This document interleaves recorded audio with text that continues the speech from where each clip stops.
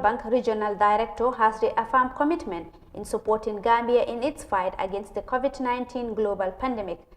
Nadan Bled was speaking during the visit to the renovated Ndemban Clinic, serving as a COVID-19 treatment center in Bakau. Daisise tells us more. During the peak of the coronavirus pandemic, the Ministry of Health initiated the renovation of the one-time abandoned Ndemban Clinic with joint support from South Africa Global Foundation, the World Bank and UNDP. The facility in Bakau was added to the list of treatment centers for COVID-19 patients. Following the inauguration of the clinic last year, the World Bank Regional Director on Wednesday paid a visit to the facility to obtain first-hand information on the progress so far. Speaking to the press by the end of his tour, Nathar Bled expressed World Bank's renewed commitment in the fight against COVID-19.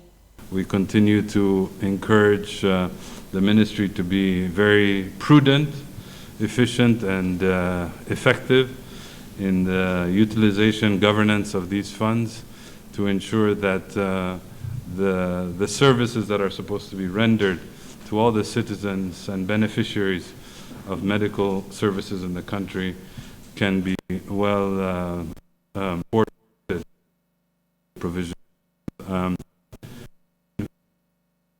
to Gambia, the development and improvement of the health sector. Mr. Blade unveiled plans by the World Bank to ensure fair distribution of COVID-19 vaccines in the Africa continent. From the perspective of the World Bank, and I know from many of our other partners, we are working very, very diligently to assist in the acquisition of vaccines.